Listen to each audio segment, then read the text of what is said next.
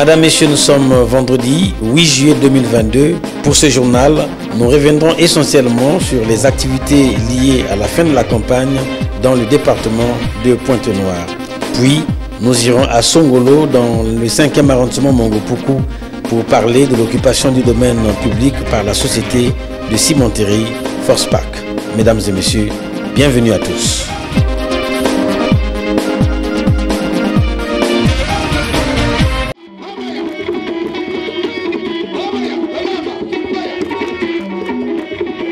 Une véritable ambiance de campagne pour soutenir la candidate Maryse Michael Moutouari, alias Maman Ngunga, aux législatives et locales à la circonscription électorale de Tiétié 1.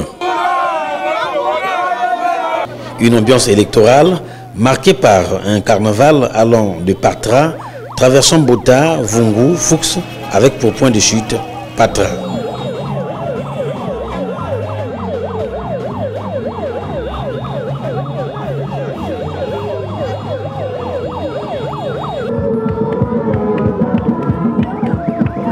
Partout, la candidate s'est satisfaite, en cortège ou à pied, de l'engouement de ses mandants, déterminés à voter massivement le 10 juillet 2022 dès le premier tour en sa faveur. La candidate Maryse Michael Moutouari est présidente de l'Association des maires du Congo, en sigle AJMC. Face à la presse, la candidate n'a pas caché ses ambitions. J'ai parcouru ma circonscription. Je vois ces jeunes qui ne demandent qu'à voir une personne qui va refléter un tout petit peu l'image de la douce maman. Vous avez vu notre carnaval d'aujourd'hui et vous êtes avec moi jusqu'à cette heure-ci. Les dépenses que nous pouvons faire, c'est les engins que nous avons loués. Mais sinon que tout le monde est rentré, nous n'avons pas besoin de collation, mais nous avons besoin d'une victoire. Cette victoire, elles l'attendent. Cette victoire, ils l'attendent. Cette victoire, nous la voulons. Comme ils me disent souvent, maman, pourquoi pas une femme? Pourquoi pas toi? Et oui, la personne qui m'a appelé pour m'annoncer que je partais aux législatives m'a dit, tu es femme du Congo. Je suis une Congolaise.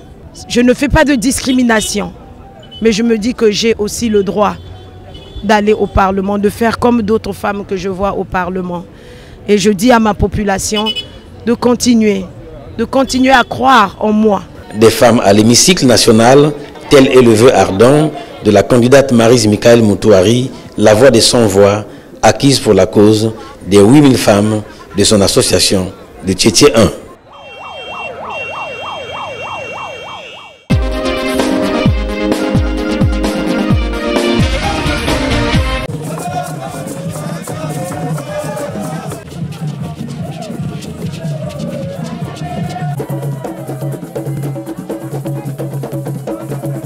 Deux jours avant la fin de la campagne électorale, le candidat Paul Chinyumba Mbumba, en Mvumvu 2, met des bouchées doubles pour faire valoir ses œuvres de solidarité citoyenne.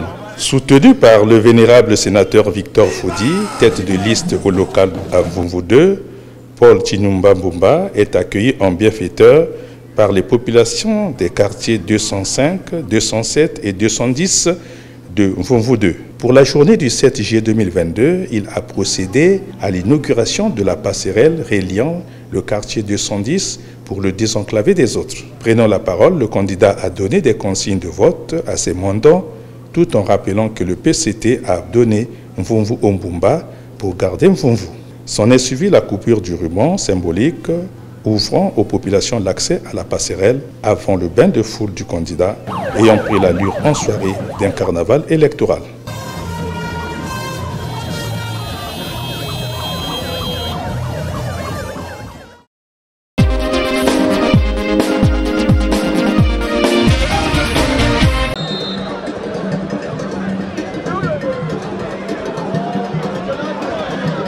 C'est dans un stade Kokolo Kopa de Mvumvu à Pointe-Noire, pavoisé aux couleurs du Rassemblement pour la démocratie et le progrès social et des partis alliés de la majorité présidentielle, qu'a pris fin la compétition de football de la deuxième édition du challenge Jean-Pierre Tister Chikaya ce vendredi 8 juillet 2022, édition lancée le 6 juillet dernier.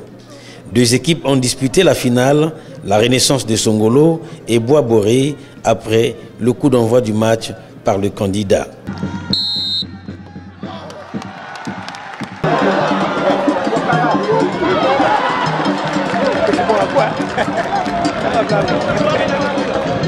Au terme du temps réglementaire du jeu, Renaissance de Songolo a remporté le match par un but marqué en première période. Une victoire soldée par la remise du trophée aux gagnants accompagné d'une enveloppe. Boaboré a tout aussi reçu une coupe et une enveloppe pour le réconfort moral. Un pari de gagner pour le candidat de Mvumvu 1, Jean-Marc Tister Chikaya, ayant fait du sport le cheval de bataille de l'unité des jeunes de sa circonscription électorale.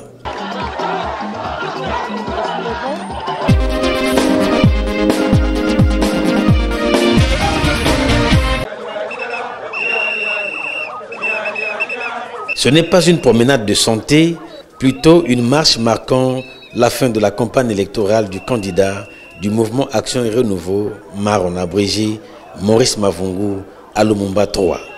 Marche appuyée par la participation de Roland Bouiti-Viodo, président de ce parti de la majorité présidentielle.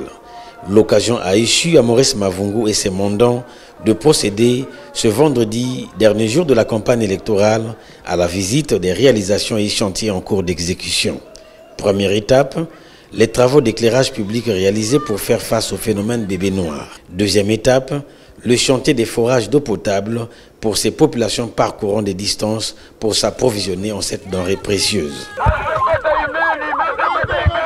Enfin, la dernière étape, la visite des travaux de réhabilitation du mur de clôture du collège d'enseignement général Kwame Nkrumah. Nous sommes élus dans cette circonscription depuis 2002, sans discontinu. Ce temps passé à écouter nos concitoyens, à échanger de manière régulière, nous a amené à mieux appréhender les préoccupations de nos concitoyens. Nous n'avons pas de promesses à faire. Souvent, ce que nous faisons, c'est que nous répondons à leurs préoccupations. Nous ne pouvons pas venir avec un programme. C'est le gouvernement qui a toutes les solutions à nos problèmes. S'agissant de ce qui nous touche au quotidien, l'eau, l'électricité, le gouvernement a des solutions. S'agissant des questions de santé, le gouvernement a également une stratégie sectorielle en matière de santé. Dans notre circonscription, nous avons un centre de santé intégré. Selon le programme du gouvernement, un paquet de services est assorti par un aménagement du site est prévu. S'agissant de l'école, notre vœu, c'est que dans nos établissements publics, dans notre circonscription électorale, que les enfants puissent étudier dans des conditions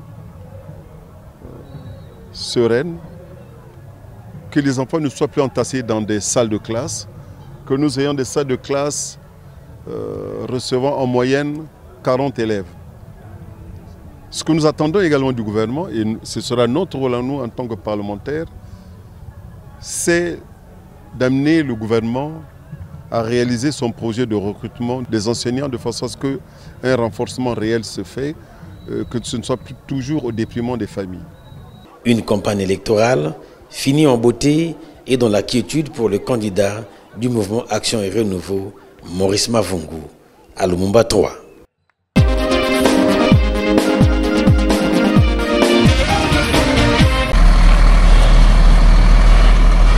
Les véhicules à remorque transportant le ciment de la société de cimenterie Force Park occupent jour et nuit le domaine public au quartier Songolo à Pointe-Noire dans le 5e arrondissement Mongo-Poukou sans la moindre inquiétude des responsables de la dite société.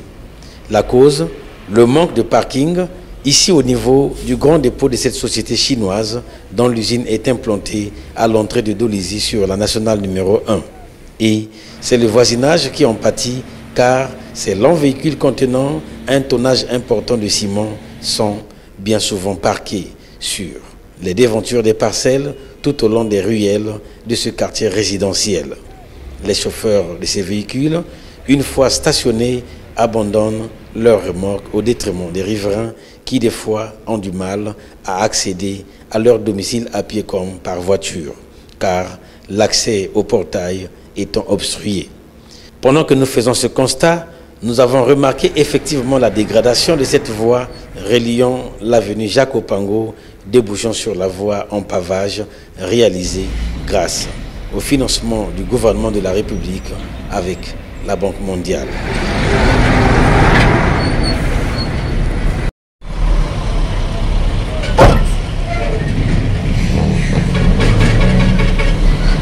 Une fois dégradée, cette ruelle doit son entretien par l'ingéniosité d'un particulier qui motive les jeunes du quartier au moins 3 fois par année. Pendant que les véhicules ici présents occupent le domaine public, l'occasion devait se présenter à la municipalité de Pointe-Noire de mettre les sabots de Denver en vue de les paralyser pour susciter le paiement des taxes irrélatives. Malgré les sensibilisations faites par les services municipaux à propos de l'occupation du domaine public, certaines entreprises et même quelques particuliers s'entêtent à fouler aux pieds les dispositions réglementaires. La société de cimenterie Force Park gagnerait à se doter d'un parking pour bien travailler en toute harmonie avec les pouvoirs publics et surtout respecter la liberté des riverains, à savoir les habitants de cette partie du quartier Songolo.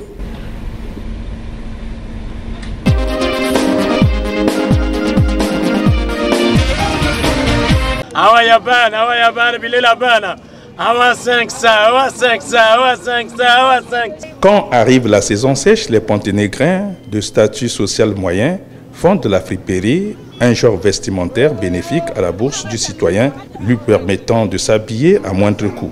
Une ronde de la friperie au marché dit Massola, à Tietie sur la rue Foy, l'on constate des stands achalandés d'habits et sous-vêtements pour se protéger contre le froid de la saison sèche. Un genre vestimentaire qui écoute les yeux de la tête devant la cherté des ballons dans les dépôts de friperie de Pointe-Noire. Par rapport à l'année passée, vraiment les saisons sèches là, nous quand même on ne va pas ça bien parce que les ballons sont trop chers, les choses ça ne marche pas comme d'habitude. C'est ça qui est la difficulté maintenant là. Chaque arrivage, le prix ça augmente. Il n'y a pas de prix fixe. S'il y avait quand même les prix fixes, ça nous facilite. C'est ça seulement qui est le problème. Dans le marché et sur les stands, les acheteurs s'insurgent contre la hausse de prix de la marchandise. Toutes les choses ont augmenté, les prix ne sont pas trop abordables, les choses sont trop chères, donc on n'a pas au moins le moyen de plus d'avoir de l'argent pour payer les choses. J'ai payé le complet de mon bébé. Un bébé de 7 mois complet, c'est 18 000. Donc tu vois, fond de poche, parfois tu as seulement 5 000, parfois 3 000, parfois 4 000. Bon, pour prendre des trucs, il faut d'abord discuter et puis parler. Donc, regardez notre situation, vraiment on prie beaucoup. Que Dieu fasse la grâce, tout rentre dans l'ordre. La friperie en saison sèche relance le débat de l'habillement dans la ville océane.